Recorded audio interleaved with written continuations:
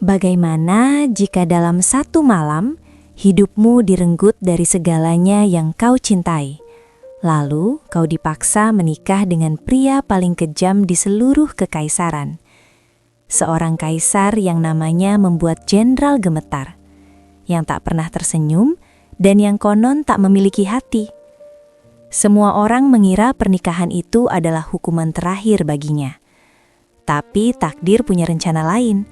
Karena gadis yang memasuki istana sebagai tawanan, perlahan justru menjadi satu-satunya orang yang mampu menaklukkan sang tiran. Halo semuanya, selamat datang kembali di channel ini, tempat di mana kita menyelami kisah-kisah kerajaan paling kelam, penuh intrik istana, perebutan tahta, dan cinta berbahaya yang bisa berakhir dengan darah. Jika kamu menyukai cerita dramatis yang penuh emosi dan plot twist tak terduga, kamu berada di tempat yang tepat. Sebelum kita masuk lebih dalam ke kisah hari ini, jangan lupa dukung channel ini dengan klik like, subscribe, dan aktifkan lonceng notifikasi agar tidak ketinggalan cerita-cerita epik berikutnya. Dukungan kalian sangat berarti dan membuat channel ini terus berkembang. Langit ibu kota memerah seperti darah saat jenderang perang ditabuh di depan kediaman keluarga Shen. Tuduhan pengkhianatan telah dijatuhkan, tanpa pengadilan, tanpa belas kasihan.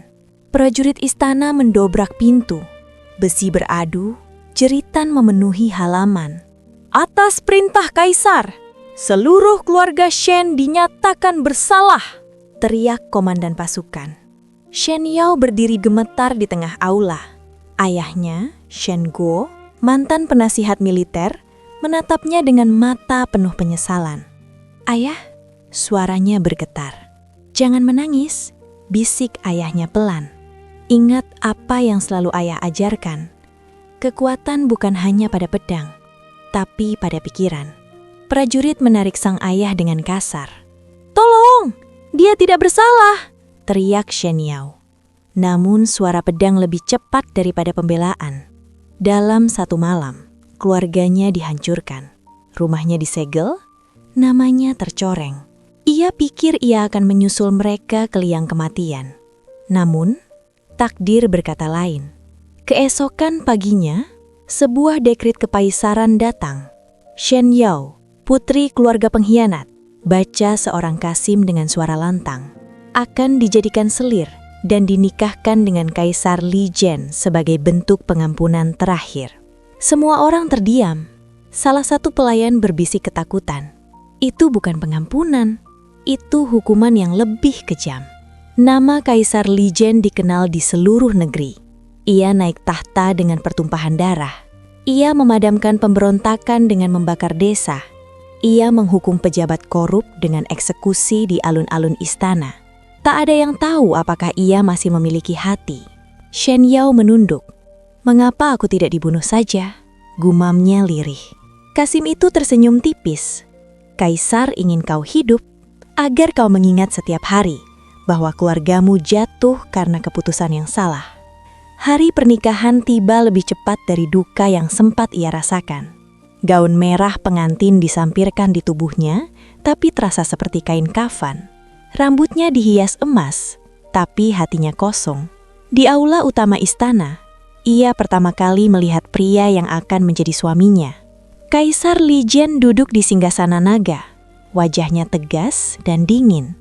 Tatapannya tajam seperti pedang yang belum pernah tumpul. Ia melangkah maju dan berlutut. "Hamba memberi hormat pada yang mulia." Suasana hening. "Angkat kepalamu." Suara kaisar rendah namun menggetarkan. Shen Yao mengangkat wajahnya perlahan. Tatapan mereka bertemu. Tak ada kelembutan di mata pria itu. Hanya dingin dan luka yang tersembunyi. "Kau tahu mengapa kau masih hidup?" tanyanya datar. "Karena yang mulia berbelas kasihan?" jawabnya pelan. Meskipun ia tahu bukan jawaban sebenarnya. Senyum tipis muncul di sudut bibir kaisar. "Belas kasihan? Tidak. Kau hidup karena kematian terlalu mudah bagimu." Jantung Shen Yao berdegup keras. "Kau akan tinggal di istana ini.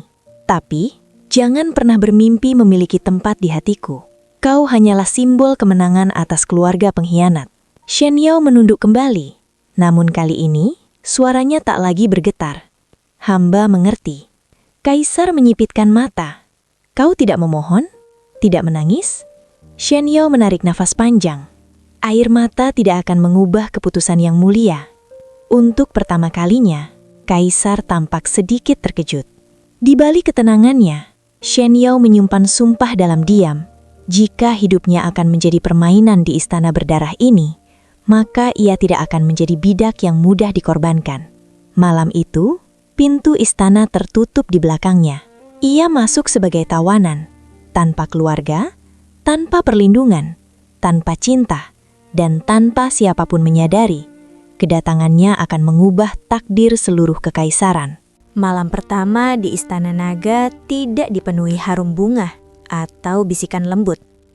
Yang ada hanyalah sunyi yang menekan dada. Kamar pengantin diterangi lilin emas. Tirai sutra merah menjuntai seperti bayangan darah. Shen Yao duduk di tepi ranjang. Punggungnya tegak. Wajahnya tenang meski jantungnya berdebar keras. Pintu terbuka. Langkah kaki berat bergema di langai marmer. Kaisar Li Zhen masuk tanpa pengiring. Tatapannya tajam menembus ruangan. Semua keluar. Perintahnya singkat. Para pelayan berlutut dan pergi, menyisakan mereka berdua. Keheningan terasa mencekik. Kau terlihat terlalu tenang, ucap Kaisar akhirnya. Shen Yao menunduk. Ketenangan adalah satu-satunya yang tersisa bagi hamba yang mulia. Kaisar tertawa kecil, tanpa kehangatan. Kau tidak takut padaku? Hamba takut, tapi ketakutan tidak akan mengubah apapun. Li Zhen mendekat. Ia berdiri tepat di hadapan Shen Yao. Keluargamu berkhianat. Hamba tidak tahu apa-apa tentang itu. Semua orang selalu berkata begitu. Shen Yao mengangkat wajahnya perlahan. Jika yang mulia ingin membunuh hamba malam ini, lakukanlah. Tapi jika hamba harus hidup di istana ini, izinkan hamba hidup dengan martabat. Kaisar terdiam. Belum pernah ada wanita yang berbicara padanya tanpa gemetar atau berusaha merayunya. Kau berbeda, gumamnya pelan. Dan aku tidak menyukai hal yang tidak bisa kukendalikan. Malam itu berlalu tanpa sentuhan, tanpa kelembutan. Hanya dua orang asing yang terikat oleh takdir yang kejam. Hari-hari berikutnya lebih berat dari yang Shen Yao bayangkan. Para selir memandangnya dengan sinis. Putri pengkhianat itu pikir dia istimewa, bisik salah satu dari mereka. Dia hanya menunggu waktu untuk dibuang, sahut yang lain. Di Halau Permaisuri, seorang selir utama, Lady Rong, mendekatinya. Kau tahu aturan di sini? Tanyanya sambil tersenyum tipis. Hamba masih belajar, jawab Shen Yao sopan. Lady Rong mendekatkan wajahnya. Aturan pertama, jangan pernah berharap pada hati kaisar. Aturan kedua, jangan pernah mencoba mencurinya. Shen Yao tersenyum lembut. Hati seseorang bukan sesuatu yang bisa dicuri, Nyonya. Lady Rong menatap tajam. Kita lihat saja. Suatu sore, Shen Yao dipanggil ke ruang kerja kaisar. Ia masuk dan berlutut. Yang mulia memanggil hamba. Li Zhen sedang membaca laporan militer. Mengapa kau menyelamatkan seorang pelayan yang hampir dihukum cambuk tadi pagi? Hanya meminta belas kasihan. Dia mencuri. Dia mencuri obat untuk ibunya yang sakit. Kaisar menatapnya. Dan kau percaya begitu saja? Tidak semua orang berbohong demi keuntungan, yang mulia. Li Zhen berdiri dan berjalan mendekat. Kau terlalu lunak untuk istana ini. Dan yang mulia terlalu keras untuk rakyatku, jawab Shen Yao pelan. Pengawal yang berjaga menahan nafas. Namun kaisar tidak marah. Sebaliknya, ia bertanya, menurutmu apa yang harus kulakukan? Shen Yao terdiam sesaat. Hukum tetap perlu ditegakkan, Tapi kadang-kadang belas kasihan menciptakan kesetiaan yang tidak bisa dibeli dengan ketakutan. Tatapan kaisar berubah, bukan melembut, tapi berpikir. "Pergilah," katanya akhirnya. Namun saat Xian Yao berbalik, ia mendengar suara rendah itu lagi. "Xian Yao? Hamba di sini, Yang Mulia. Jangan membuatku menyesal karena membiarkanmu hidup." Xian Yao menunduk. "Hamba tidak berniat mengecewakan Yang Mulia." Di malam yang sunyi, Li Zhen berdiri sendirian di balkon istana. Pikirannya terus kembali pada wanita itu. Ia seharusnya membencinya. Ia adalah putri keluarga yang ia hancurkan. Namun setiap kata Xian Yao seperti cermin, memantulkan sisi dirinya yang telah lama ia kubur. Di sisi lain istana, Xian Yao menatap bulan dari jendelanya. Ia tahu ia berjalan di atas es tipis. Satu kesalahan kecil dan kepalanya bisa terpisah dari tubuhnya. Namun perlahan ia menyadari sesuatu. Kaisar Li Zhen bukan hanya monster seperti cerita yang beredar. Ia adalah pria yang terluka, yang memilih menjadi kejam agar tidak pernah lagi dikhianati. Dan mungkin, hanya mungkin, di balik dinding baja itu, masih ada hati yang belum sepenuhnya mati. Pernikahan mereka memang tanpa cinta. Tapi di antara kebencian dan kewaspadaan, sebuah biji kecil mulai tumbuh. Musim gugur datang membawa angin dingin dan daun-daun yang berguguran di halaman istana. Namun, yang lebih berbahaya dari udara dingin adalah bisikan yang beredar di balik dinding-dinding marmer. Xian Yao mulai merasakannya.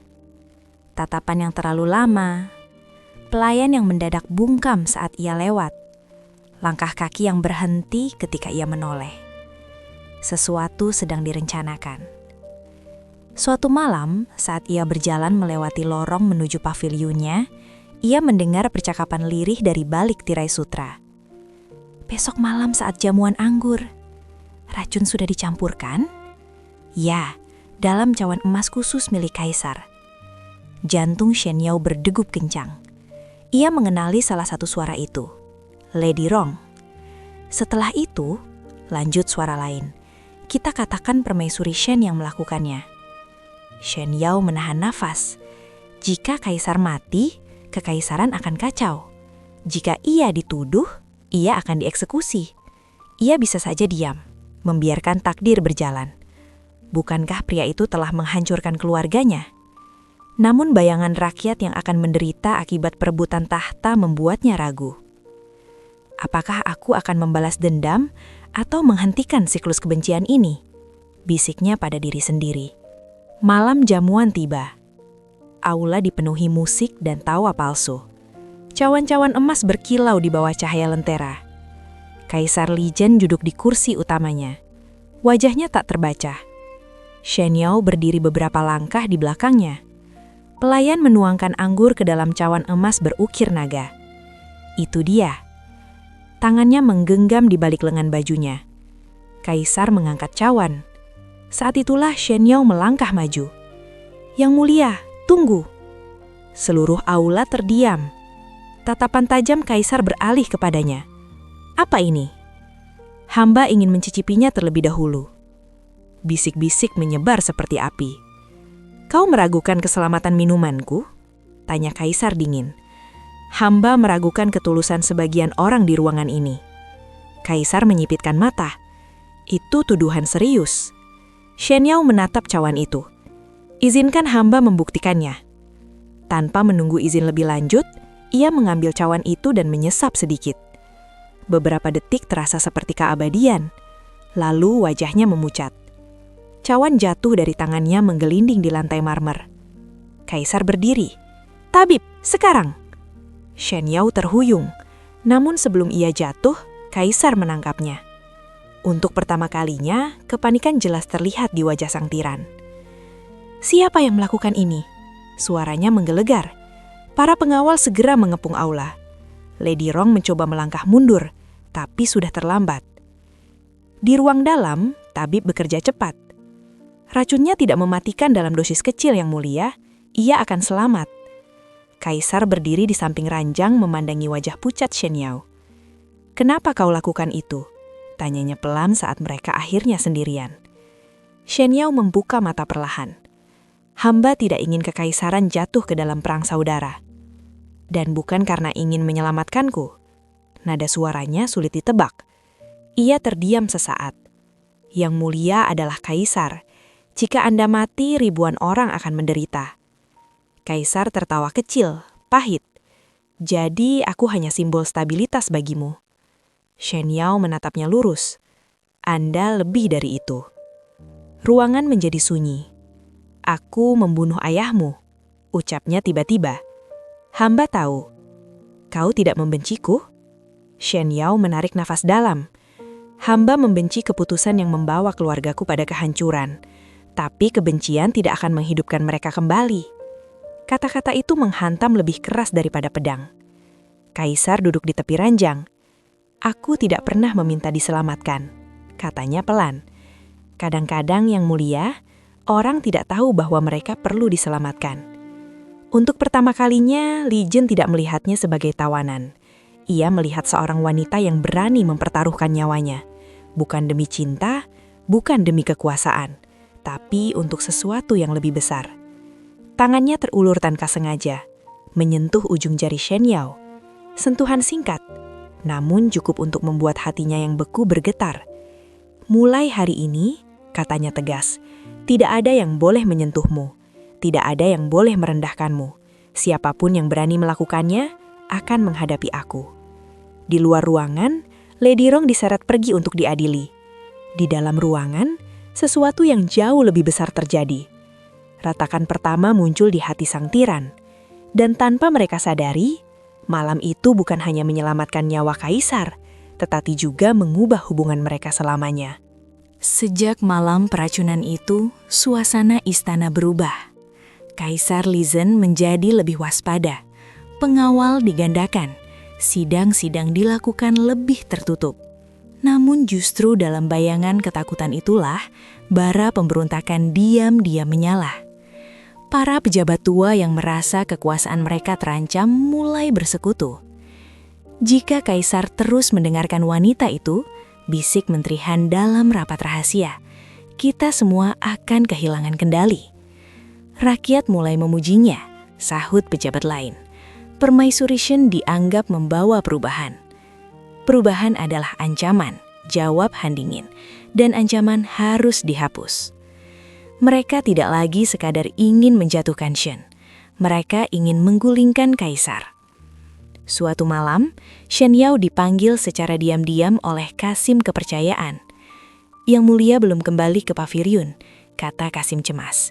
"Beliau pergi ke aula timur sendirian." Shen Yao mengernyit. "Sendirian?" Katanya ada laporan mendesak. Hatinya terasa tidak enak. Ia bergegas menuju aula timur. Lorong-lorong gelap hanya diterangi obor redup. Saat mendekat, ia mendengar suara benturan logam. Klang! Itu suara pedang. Ia mempercepat langkah. Di aula, pemandangan yang ia lihat membuat napasnya tercekak. Beberapa prajurit bersenjata mengelilingi kaisar. Tubuh Li Zhen sudah terluka di lengan. Darah menetes ke lantai.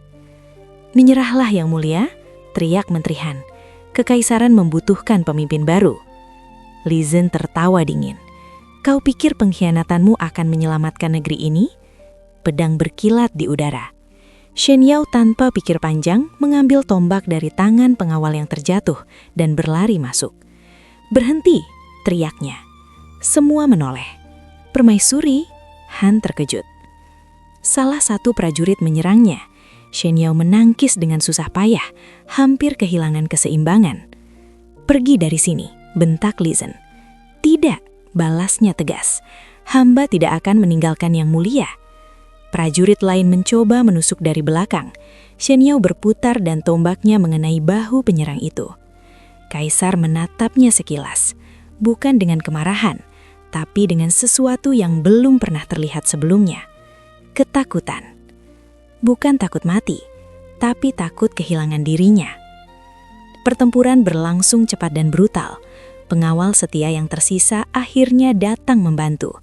Satu persatu pemberontak ditumbangkan. Menteri Han berlutut dengan pedang di lehernya. "Bunuh aku," katanya menantang. Li Zhen melangkah mendekat. "Kau mengkhianatiku," ucapnya dingin. Han tersenyum tipis. "Tidak, aku menyelamatkan kekaisaran dari kelemahanmu." Kaisar hendak mengayunkan pedang. "Tunggu," suara Shen Yao menghentikannya. Semua terdiam. "Jika Yang Mulia membunuhnya sekarang, ia akan menjadi martir bagi para pendukungnya," katanya pelan namun tegas. "Adili dia di depan umum, biarkan rakyat melihat kebenarannya." Li Zhen menatapnya lama. Biasanya ia akan memilih darah, namun malam itu ia menurunkan pedangnya. "Penjarakan dia," perintahnya. Menteri Han diseret pergi. Setelah aula kosong, hanya tersisa mereka berdua. Darah masih menetes dari lengan kaisar. Shen Yao mendekat. "Yang Mulia terluka." "Itu hanya goresan," jawabnya singkat. Ia mencoba berdiri tegak, namun tubuhnya goyah. Shen Yao menangkapnya sebelum jatuh. Untuk sesaat, dunia terasa sunyi. "Kenapa kau kembali?" tanya Li Zhen pelan. "Hamba tidak bisa membiarkan Yang Mulia mati." "Kau bisa saja bebas jika aku mati." Shen Yao menggeleng. Kebebasan yang lahir dari kekacauan bukanlah kebebasan. Tatapan mereka bertemu dalam jarak yang sangat dekat. "Aku telah hidup dikelilingi musuh," ucap Kaisar lirih. "Aku terbiasa menghadapi pedang. Tapi malam ini, saat kau berlari ke arah bahaya..." Ia terdiam, seolah sulit mengucapkan kata berikutnya. "Aku takut." Shen Yao menatapnya lembut.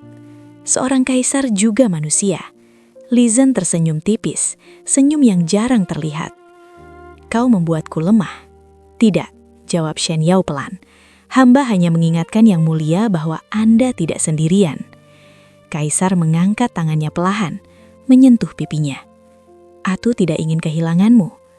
Kata-kata itu keluar begitu saja. Shen Yao terdiam, jantungnya berdebar. Di luar, angin malam berhembus melewati dinding istana yang baru saja menyaksikan pengkhianatan. Di dalam, sesuatu yang jauh lebih kuat sedang tumbuh. Bukan lagi sekadar kewaspadaan, bukan lagi sekadar rasa hormat, melainkan ikatan yang ditempa oleh darah, bahaya, dan keberanian. Dan malam itu, untuk pertama kalinya, Shen Yao tidak lagi berdiri sebagai tawanan atau alisi, melainkan sebagai seseorang yang berdiri sejajar di sisi kaisar. Badai belum sepenuhnya reda, namun kini mereka menghadapinya bersama. Fajar menyingsing di atas ibu kota dengan warna keemasan yang jarang terlihat setelah malam berdarah itu. Kabar pengkhianatan Menteri Han menyebar cepat.